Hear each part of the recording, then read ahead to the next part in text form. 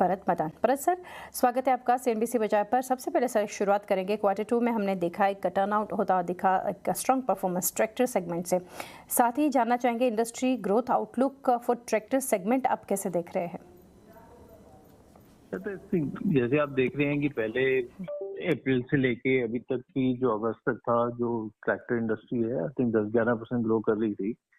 तो अभी rural sentiment अच्छे थे, मानसून भी अच्छा है इस बार, तो उसकी वजह से ग्रोथ अच्छा था। फिर उसके बाद जब सितंबर में जीएसटी कट इफेक्टिव हुआ तो पिछले 2 महीने में इंडस्ट्री 26-27% से ग्रो की है, अगेंस्ट जो नॉर्मल 10-11% की ग्रोथ चल रही थी। आई थिंक मेन यही 2 रीजन है, रूरल सेंटीमेंट अच्छे हैं, मानसून अच्छा है इस बार का, तो उसकी वजह से सेंटीमेंट पॉजिटिव थे और जीएसटी कट के बाद में डिमांड में थोड़ा बूस्ट मिला है। तो ओवरऑल जो है इंडस्ट्री अभी पहले 7 महीने की बात करें तो ऑलमोस्ट 17% की ग्रोथ दिखा चुकी है और आगे भी हमें लगता है कि मोमेंटम स्ट्रांग ही रहेगा। ये क्योंकि इस बार थोड़ा सीजन एक्सटेंडेड है तो नवंबर भी अच्छा जाना चाहिए और ओवरऑल इस साल का हमें लगता है ग्रोथ जो है लो डबल डिजिट के आसपास की ग्रोथ ट्रक इंडस्ट्री में आएगी। जी, साथ ही सर ये भी यहाँ से समझना चाहेंगे, अगर सेगमेंट वाइज हमने बात की, बट यहाँ से डोमेस्टिक मार्केट के फ्रंट पर देखिए साउथ एंड वेस्ट मार्केट्स में एक अच्छा परफॉर्मेंस हम देख रहे हैं। यहाँ से कंपनी न्यू प्रोडक्ट्स कैसे लॉन्च करेगी और इसके ऊपर और ओवरऑल क्या एक डिटेल्स रहेगी वो जानना चाहेंगे। हाँ जी, तो मार्केट शेयर जैसे आप देखें पिछले Q1 में क्योंकि हमारा थोड़ा ड्रॉप हुआ था, उसके कंपैरिजन में इस क्वार्टर में क्वार्टर ऑलमोस्ट 1.7% का हमारा मार्केट शेयर इंक्रीज हुआ है। तो 10.1 से 11.8% अभी हो गया, तो जो ड्रॉप था हमारा भी रुक गया है। तो उसमें मेन रीजन ये है कि हमने कुछ नए प्रोडक्ट लॉन्चेस किए थे अपने एक पर्टिकुलर ब्रांड में, तो उनका भी इफेक्ट है इस बार में। जैसे आपने बोला अभी साउथ मार्केट और ईस्ट मार्केट के लिए अभी हम अपने डिफरेंट ब्रांड जो है एक पावर ट्रैक करके उसके अंदर में हम पूरी पैडी सीरीज इंट्रोड्यूस करने वाले हैं, जिसकी वजह से जो सदर्न और ईस्टर्न मार्केट में जो हमारा वीक मार्केट है वहाँ पे भी हमें लगता है कि इसमें मार्केट शेयर हमारा ग्रो होगा उसकी वजह से। जी, भरत सर मार्जिन्स के फ्रंट पर जानना चाहेंगे। जैसे कंपनी का जो टारगेट है margin range of 12 to 12.5%, but हमने देखा both in Q2 and H1 FY26 margins जो है वो अबव 13% देखे, तो क्या एक्सपेक्ट कर सकते हैं यहाँ से गाइडेंस में अपटिक? यार आई थिंक फर्स्ट हाफ में जैसे आपने मार्जिन देखा, अगर हम EBITDA मार्जिन कंपनी लेवल की बात करें तो 13.1% मार्जिन था, जो इस पर हमारा गाइडेंस था कि अराउंड 13% रहेगा, तो उसी के आसपास ही मार्जिन रहा है हमारा।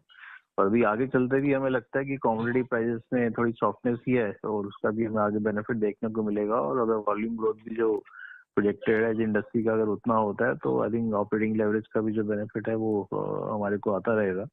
तो उसकी वजह से जो मार्जिन है आई थिंक इसी रेंज में हमारे रहेंगे, तो 13% के आसपास ही होगा, तो plus minus few basis points here and there can happen, but generally इस रेंज के अंदर में रहेंगे मार्जिन हमारे आगे भी।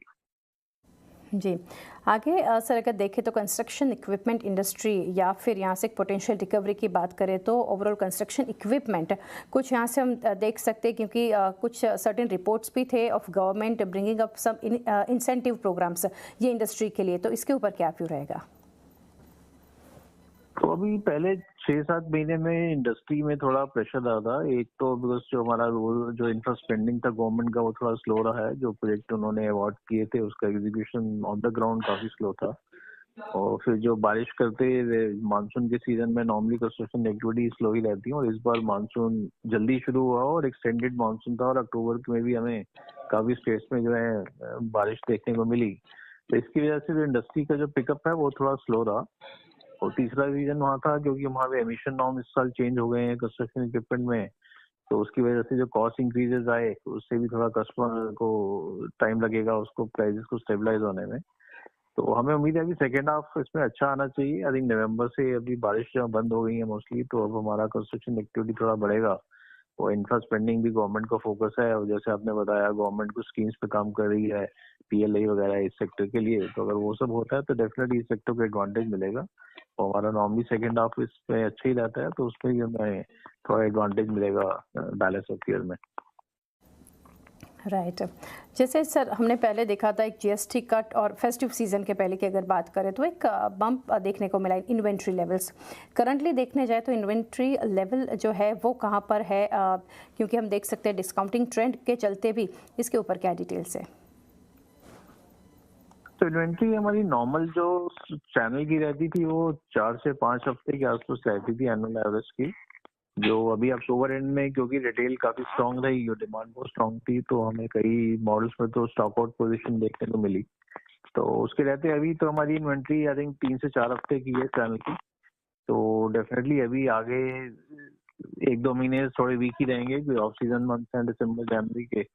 तो उसके रहते ज्यादा इन्वेंट्री पाइलअप नहीं होगा, बट आई थिंक फरवरी से अगेन इन्वेंट्री बिल्डअप शुरू होगा, कुछ मार्च अप्रैल अगेन सीजन मंथ शुरू हो जाएंगे। तो उससे पहले जो है चैनल का इन्वेंट्री थोड़ा बिल्डअप होगा, बट अगले 2 महीने हमें लगता है कि सॉफ्ट ही रहेंगे इन्वेंट्री। जी सर, लास्टली बरस से जानना चाहेंगे यहाँ से एक्सपोर्ट के फ्रंट पर कैसे आप ट्रेंड देख रहे हैं, क्योंकि एक हेल्दी ग्रोथ हमने देखा of 26% against industries rate of just 4%। तो ये आप कैसे देख रहे हैं और ये ड्राइविंग कौन कर रहा है इस ग्रोथ के फ्रंट पर? अगर बात करें तो टैरिफ इम्पैक्ट कितना देख रहे हैं वो जानना चाहेंगे। एक्सपोर्ट हमारा फोकस एरिया है, तो स्पेशली जो हमारी कुबोटा की पार्टनरशिप थी उसमें मेन रीजन एक्सपोर्ट्स का भी था। तो हमारा पर्पस था कि जो कुबोटा का ग्लोबल नेटवर्क है वो मोर देन 100 कंट्रीज में प्रेजेंट है, तो हमें उनका नेटवर्क यूज करके उनके ब्रांडेड या को ब्रांडेड प्रोडक्ट्स को उनके नेटवर्क के थ्रू एक्सपोर्ट कर सकते हैं। तो वही अभी अभी हमें देखने को मिल रहा है। तो पिछले क्वार्टर में हमारी 26% की जैसे एक्सपोर्ट में ग्रोथ है ट्रैक्टर्स में, और पूरे 6 महीने की बात करें तो ऑलमोस्ट 50% की ग्रोथ है हमारी एक्सपोर्ट में। तो हमारा प्रोजेक्शन भी है इस साल का कि 25 से 30% की ग्रोथ रहेगी एक्सपोर्ट के नंबर में। और क्योंकि ये हमारा फोकस एरिया है, तो आगे जाते हुए भी अगले सालों में भी ऐसी ग्रोथ ट्रेंड हमारा को एक्सपोर्ट में देखने को मिलेगा। तो जो हमारा मेन एक्सपोर्ट अभी हो रहा है, जैसे यूरोपियन मार्केट है, वहाँ पे हमारा मेजर एक्सपोर्ट हो रहे हैं अभी। तो उसके अलावा अभी हमने मैक्सिको की मार्केट खोली है, नॉर्थ अमेरिका में, लैटिन अमेरिका में हमारे अच्छे एक्सपोर्ट जा रहे हैं। और उसके अलावा साउथ ईस्ट एशियन कंट्रीज में तो एक्सपोर्ट हैं जो नॉर्मल हमारे जाते हैं। तो आई थिंक पूरे ऑल कुबोटा के नेटवर्क की भी बात करें तो ऑलमोस्ट 52% का जो एक्सपोर्ट हमारा था इस बार वो कुबोटा के थ्रू हुआ, उनके ब्रांडेड प्रोडक्ट्स के अंदर ही। तो आई थिंक ये वाला मोमेंटम आगे भी मेंटेन रहेगा, तो ये हमारा एक पार्टनरशिप का की ऑब्जेक्टिव था। तो आई एम श्योर आगे जाके हम इसको नंबर और बेहतर होते देखते पाएंगे। जी, तो भरत सर बहुत शुक्रिया ये पूरी डिटेल्स के लिए। तो इसको